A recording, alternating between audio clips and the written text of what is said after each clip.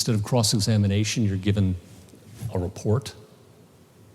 How do you cross-examine a report? You can't talk to the person who wrote it? No. Sometimes you can, sometimes you can't. It's up to the agency. You don't get a jury. No jury of your peers. And yeah, you can eventually get to federal court, but you have to appeal from that administrative judge up to the agency. The commissioners of the agency, those are the ones who voted to bring the charges against you, by the way. You can imagine how that usually goes. Then, if you're lucky and you have enough time and money, because this takes years and fortunes, you can go to federal court. However, there, you're greeted with two things. One, on the facts, we have a rule. It's an interesting rule. I'm not going to talk a lot about it. That says if there's substantial evidence in the record, we're not going to review the facts ourselves. Now, that standard sounds pretty good, substantial evidence.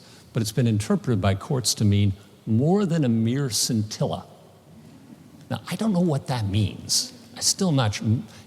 I know what a mere scintilla, let's say we know what a mere scintilla is. How much more is more than a mere? Not much. If it's more than a mere scintilla, we won't look at the facts. And then on the law, let's say you have a good argument about the law, like Marty did about whether that should cover magicians.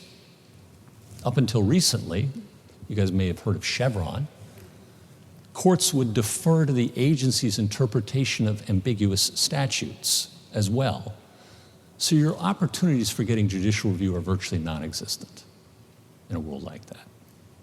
That's what's happened.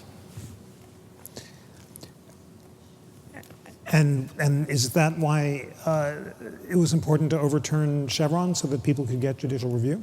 Well, I think it was important to overturn Chevron because Chevron was a mistaken decision and a gravely mistaken decision.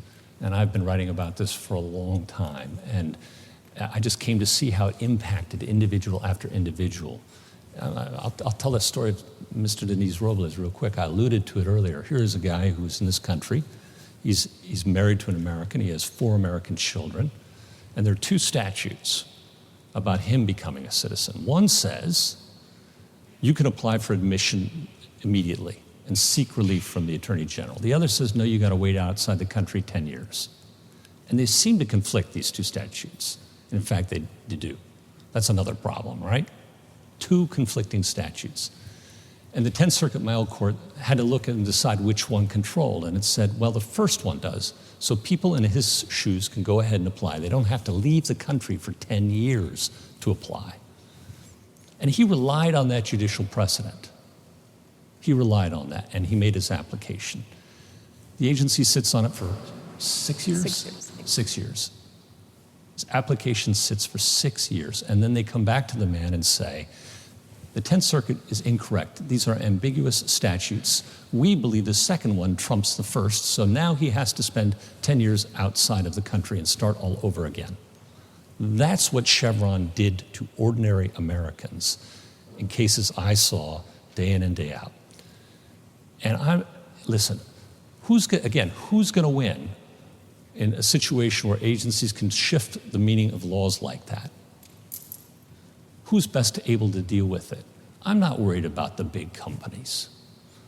When they're perfumed lawyers and they're legions of lobbyists, okay? They can figure it out, and they can, in fact, influence the agency and maybe capture the agency. But what about Mr. Denise Robles, who can do none of those things, and who's relying on the law as written and as interpreted by the courts of this country? What about him? The next chapter is the sword of Damocles. This is about overcriminalization, and you tell this sad story of Aaron Schwartz. I'd like Janie to tell this one. So Aaron Schwartz was a child prodigy, really. He sort of taught himself to read at age 3. He sort of built his first computer by age 6, something like that. Homeschooled for a good portion of his life. Went to Stanford, dropped out of Stanford, was a co-founder of Reddit, sold it for millions of dollars, but sort of didn't care very much about money, and believed very much in the freedom of information. And so early on, he thought that documents on Pacer, so court documents, should be free and should not be charged for 10 cents a page or something like that. And so he sort of did some movements to try to sort of free some documents from Pacer, and FBI followed him for a time being, surveilled his parents, but then ultimately decided sort of no laws have been broken, so sort of moved on. He becomes a fellow, maybe his early 20s, becomes a fellow at Harvard.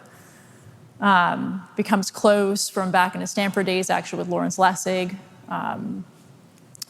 who's now a professor at Harvard Law School. Again, they have sort of this common movement of really sort of freeing the internet.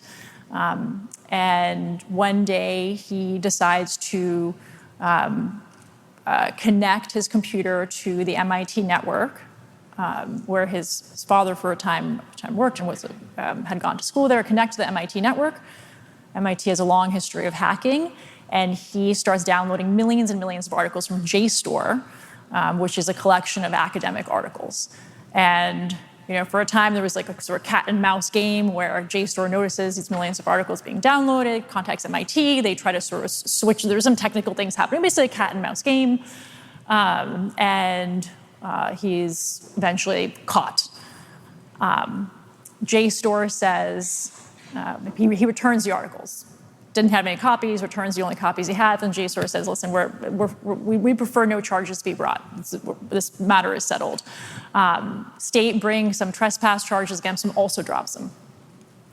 Federal prosecutors have other ideas and bring initially, I can't remember the exact, maybe 6 or 7 felony charges against him, carrying a prison term of about 30 years in prison. And they say, no problem, though, you can plead guilty to sort of 4 or 6 months or so in prison, but you'd still plead guilty to being a felon. And, he, as interviews of his girlfriend at the time, he just really believes that he didn't really do anything wrong, or at least not wrong by the law, and certainly not wrong enough to sit in jail.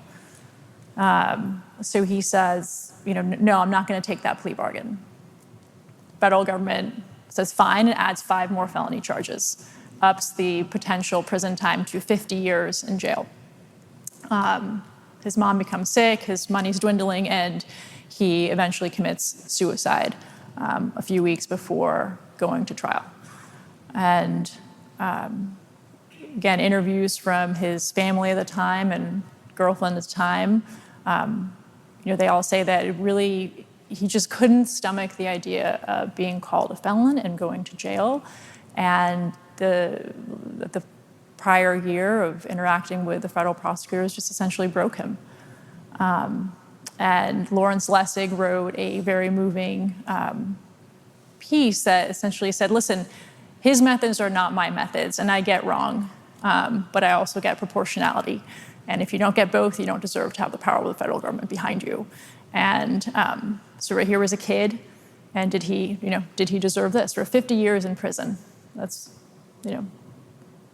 what the federal government brought against him. So it was a piece that we included in the book, in particular in the plea bargaining chapter on plea bargaining, showing just sort of the immense rise in plea bargaining, again, just in the last sort of few decades, to the point where now the statistic is sort of 97% of felony cases at the federal level and something like 94% at the state level end in a plea bargain.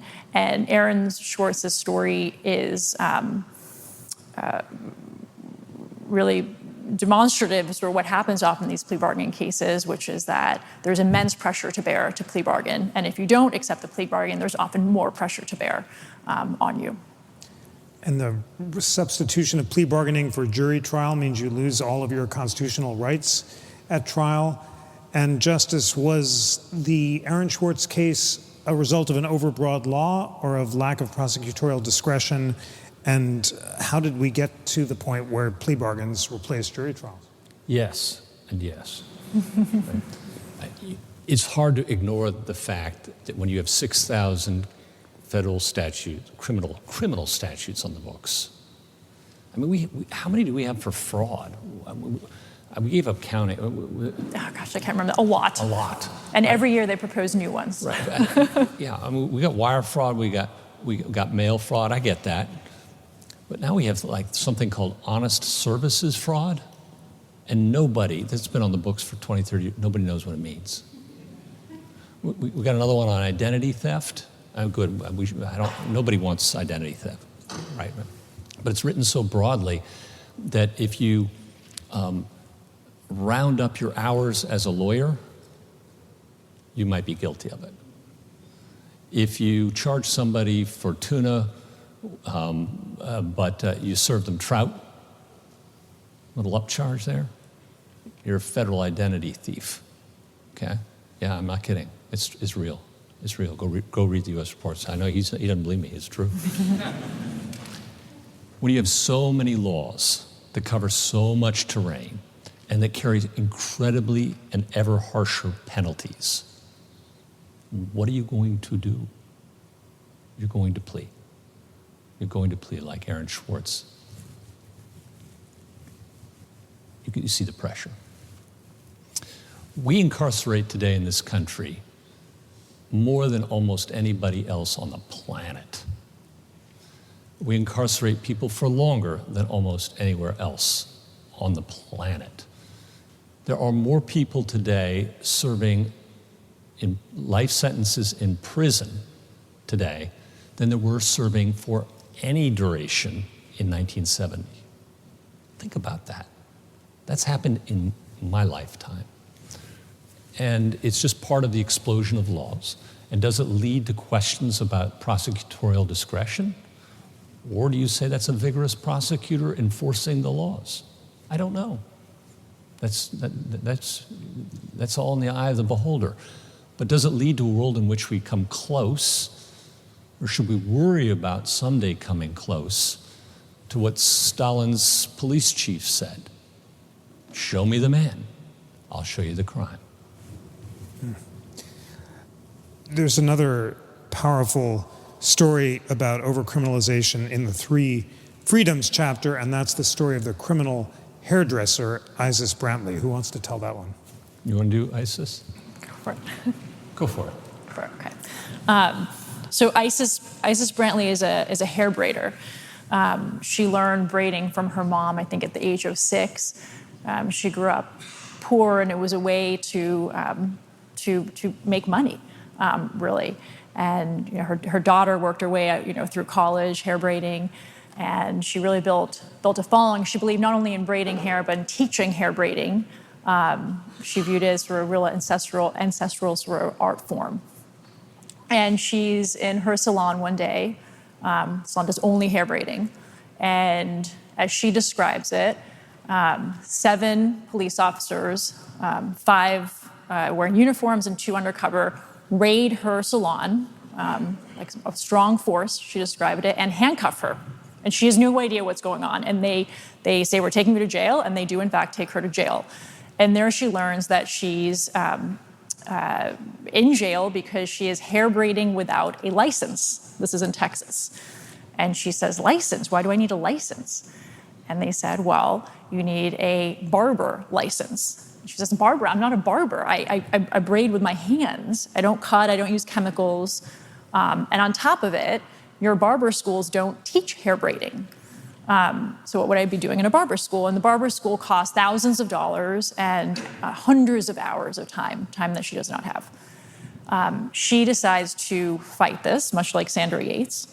She ends up homeless, 5 kids in tow, as she fights because she loses her job. And eventually she wins. And the state legislature says, okay, fine, there's an exception for hair braiders. And she says, wonderful. But the story's not quite done. And that took her maybe 10, 15 years, super long time.